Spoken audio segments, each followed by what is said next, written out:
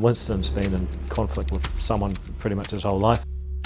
There's a saying in politics, if it wasn't on the news last night, it didn't happen. Total waste of time. We wondered why we ever bothered. We want to pay the police more, obviously. There's some things the previous government didn't actually put aside money for. That's a bit unfair on the voters. The nation struggles with a worsening cost of living crisis. A lot of people have felt really betrayed. There's some people that all they can do is write rude things on the internet. They make me sad. We're going to bring back the death penalty.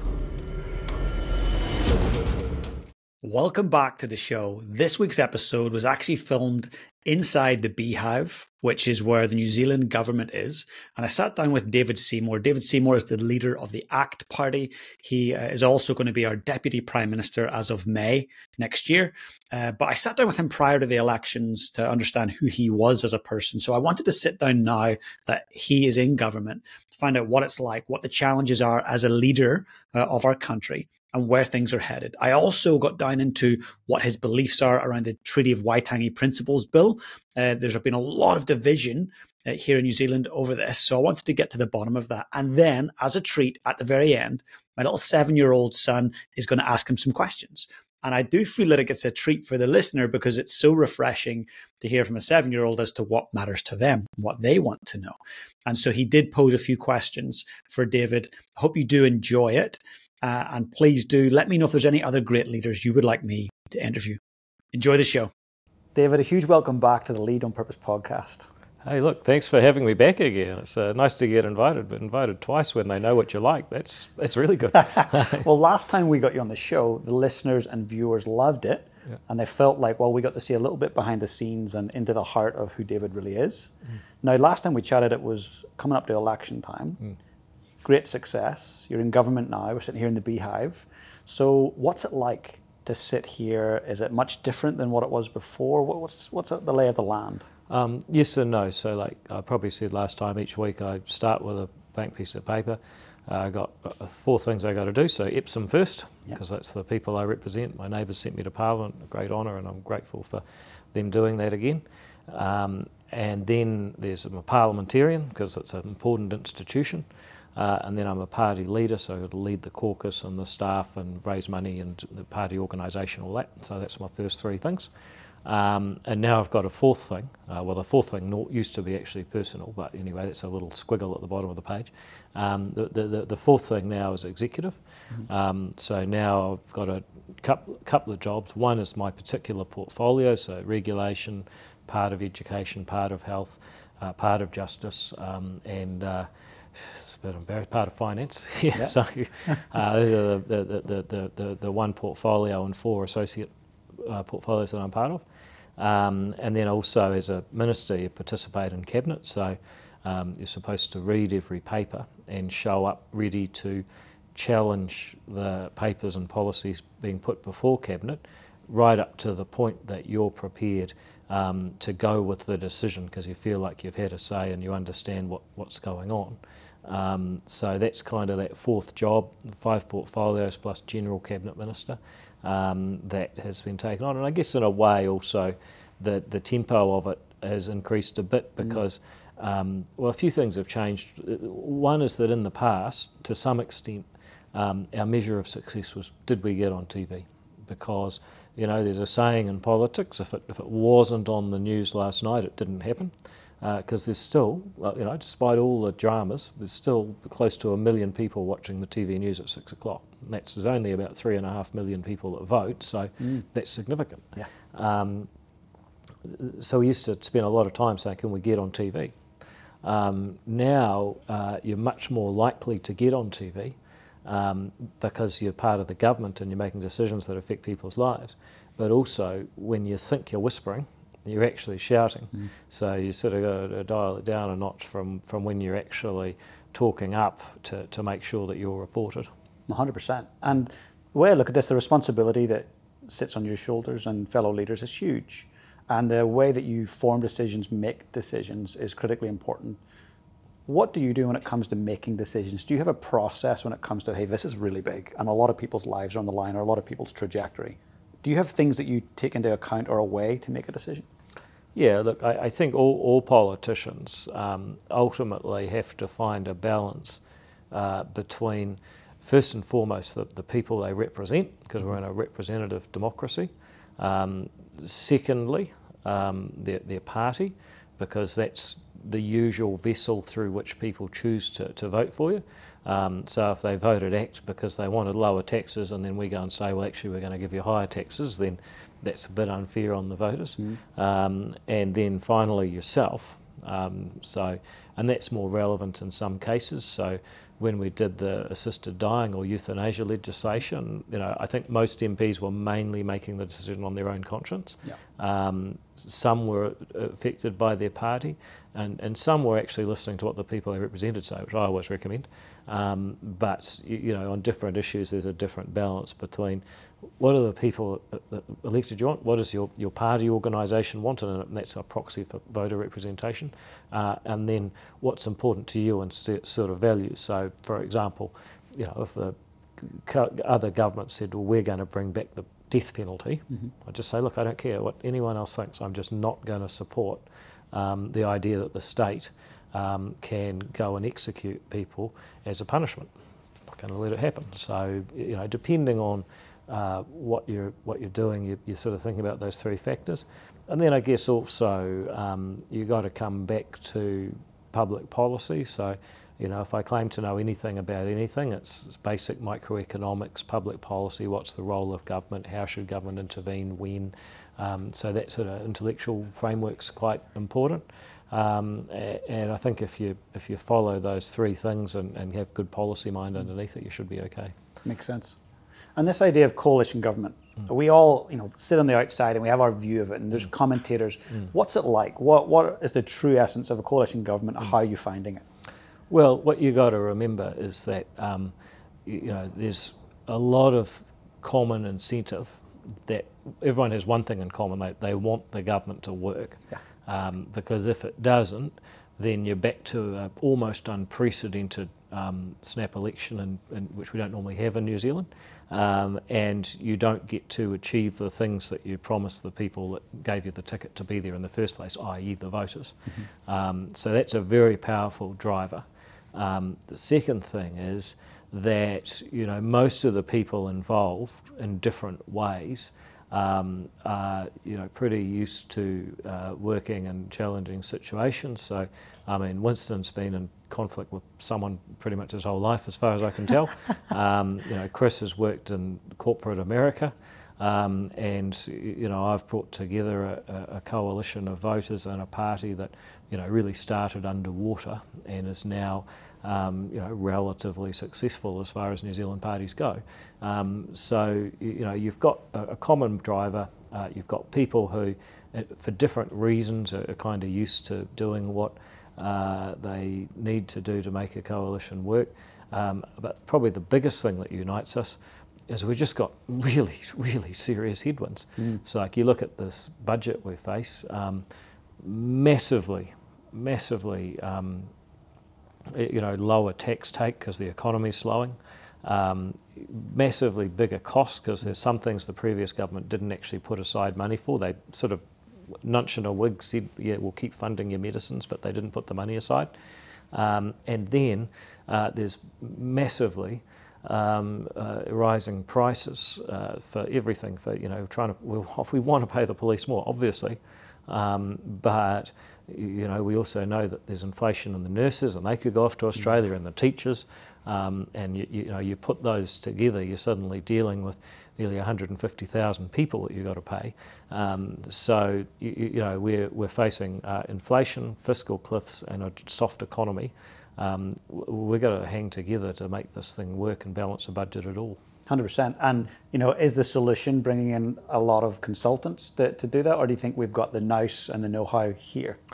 You need consultants if you're planning to do more stuff. It doesn't take much to do less, and I think that's a really important lesson. I mean, I learnt that to some extent in ACT's campaign.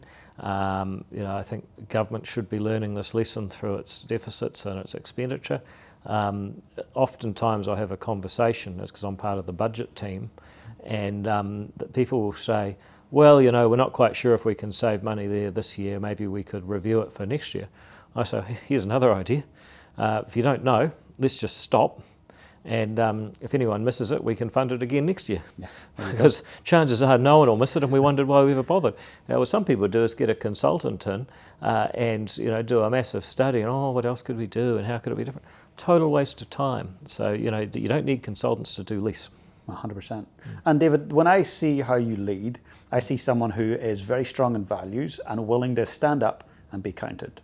Now that leads to, when you're a leader like that, leads to criticism, leads to opposition, leads to keyboard warriors.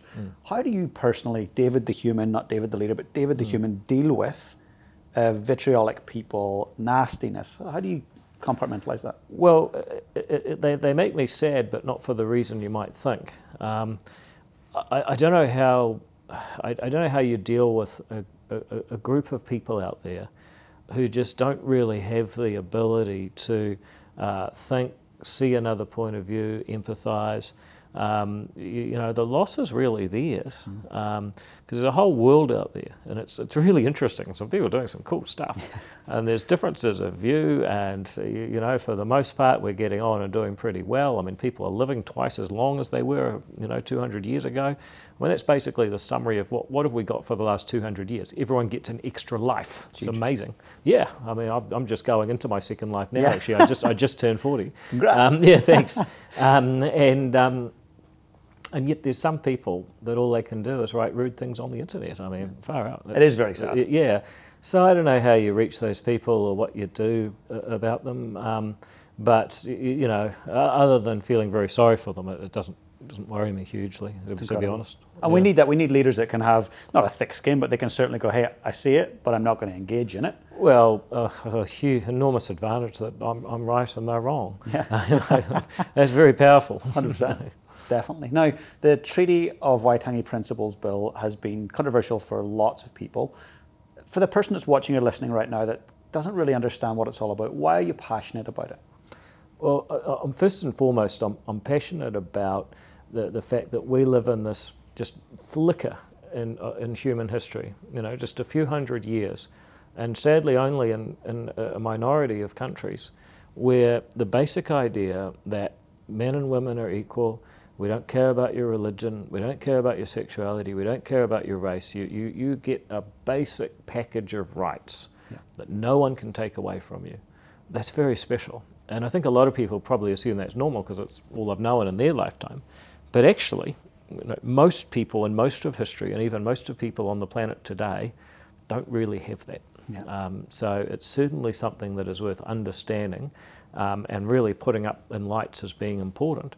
So that's the first thing. The second thing is the Treaty of Waitangi, as I read it, actually is a document that promotes those values. And it was written, drafted by the British at a time when actually those sorts of values were in the ascendancy. I mean, 7 years after William Wilberforce, succeeded in getting rid of slavery from the UK, the Treaty of Waitangi was drafted and signed in New Zealand.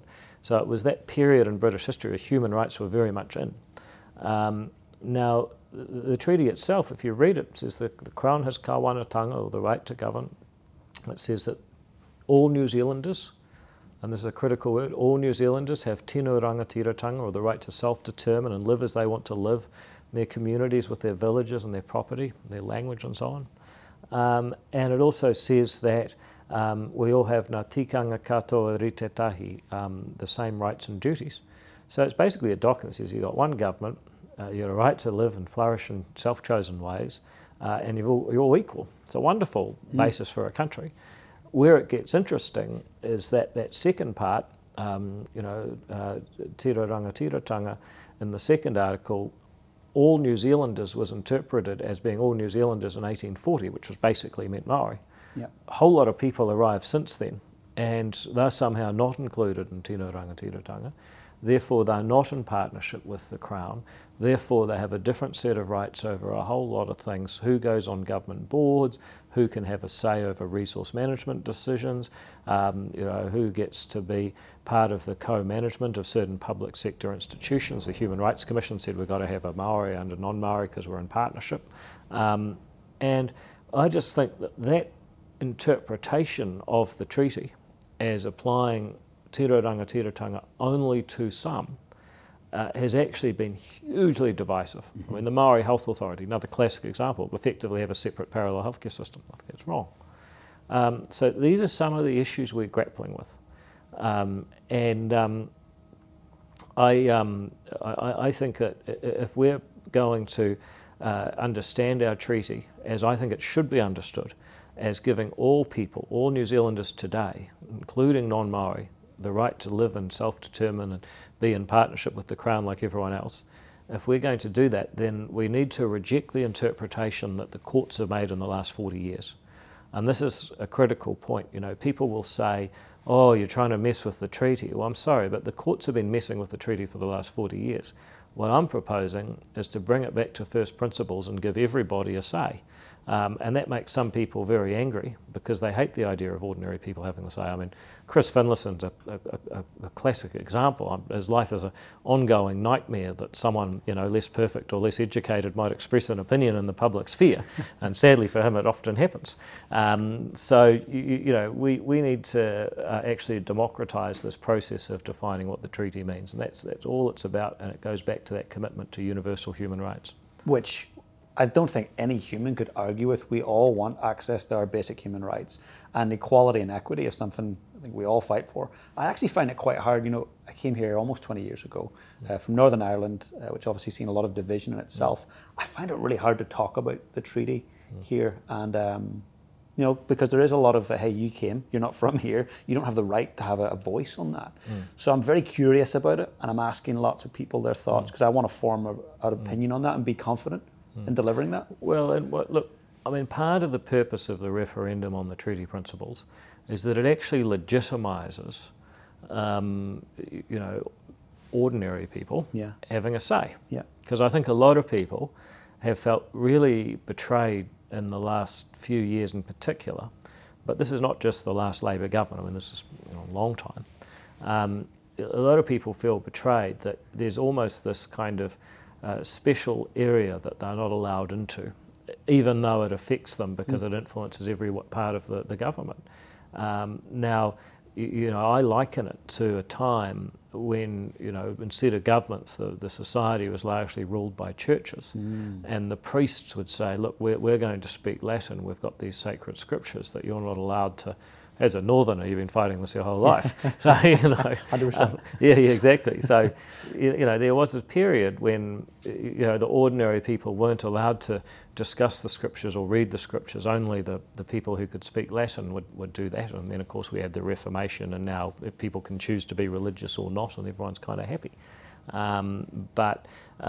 You know, what I see in this treaty movement is almost, you know, the courts have interpreted the scriptures, and if you have the wrong understanding, then you're a bad person, and you better not question it. I don't think that's a healthy way for a society to be. Agree. And let's fast forward to May next year. You're going to step in as deputy leader of the country, and obviously that comes with a lot of different responsibilities. But let's get to the end of that tenure and start with the end in mind. What does success look like? What's the one thing you want to be so proud of in that deputy role when you're done? Well, the role in itself is kind of less of a deal than perhaps some people think. I mean, it's, you know, obviously I'll be honoured to fill it, but you know, really I just see being a minister, it's about the opportunity to get the policy done. So it's going to be about dealing to red tape and regulation. It's going to be about getting charter schools going. It's going to be about getting a legitimate and mature professional debate on the treaty and its meaning to us. Those are the things that are important. And then as finance, it's going to be about saving a lot of money for taxpayers and getting the economy back on an even keel. Those are the things that kind of matter. And to be honest, you know, yes, you need the title to be at the table and do it, but the title is not really the achievement in itself. I think if we can get that right, then you know, a lot of the uncertainty, I think in the last election, people were a little bit nervous about, well, what, you know, ACT's never really been at the centre of government, what will they look like? And what I hope people are seeing is actually, these guys aren't just okay, they're pretty good at making good decisions, putting in place good policies and getting us where we need to go. Incredible. Well, you should be very proud of what you've done. It's been amazing watching what you've done. And I'd love to, once you, maybe 18 months time, we'll step in and have another conversation as to how it's all going. Yeah. But just before we wrap up, I'd love to invite little Finn on, my son Finn, to ask you a few questions. Yeah. If you're up for that. Absolutely. Awesome. Absolutely. Finn, please come and join us, mate. I've got a few questions to ask you. What do you do for fun? What do I do for fun? Well, I don't know if this is really fun, but on Saturday mornings, me and my partner, we go to the farmer's market and we find out what sort of fish they've got. And we see the Sicilian guy who makes the pizzas, and he only gets paid in cash, which makes me a bit suspicious. I used to say I'd go riding my bike, but I had a bit of a crash, so I'm a bit more careful with that now. I love it. You love your biking as well, don't you? Yeah. If you could have one superpower, what would it be? Ooh, one superpower. It's got to be flying, because, you know, with Auckland, do you live in Auckland? We live in Christchurch. In Christchurch, oh, okay, sorry, you guys will be okay-ish, but in Auckland, if you could fly over the traffic, you'd be in hot demand. That'd be good, skip all the traffic. Do you know what my superpower would be? I don't, but I'm really curious now. It would be teleportation. Oh, that's even better than flying. You don't even have to do the... Yeah. And if it was raining, you could just... Smart. Yeah. Smart. Yeah. You know, can I change mine? Yeah. I'd like teleportation too. There we go. You guys can work on that one. Yeah. How do politicians help Kiwi kids? Well, lots of ways. I think the main thing is we've got to make sure that New Zealand stays a place to be safe.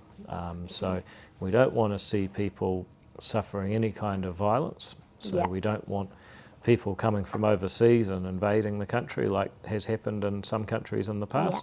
We don't want people robbing people or attacking each other. The police need to keep things safe and put them down. We don't even want to see any bullying in schools. You know? So I think first of all, keep people really safe. Second of all, make sure that every kid, doesn't matter if their parents are rich or they live in the country or they live in the city, that they should be able to go to a school where they can learn everything their mind's ready to absorb. Because, you know, you never know. How old are you, Finn? 7. 7. So, and you go to school now? Yeah. That's good, just checking. You know, I think what's really important is that, you know, you might end up being a scientist, or you might be more of a lawyer, or you might be a performer. Who knows? Do you know what you'd like to do yet? I would like to be a singer.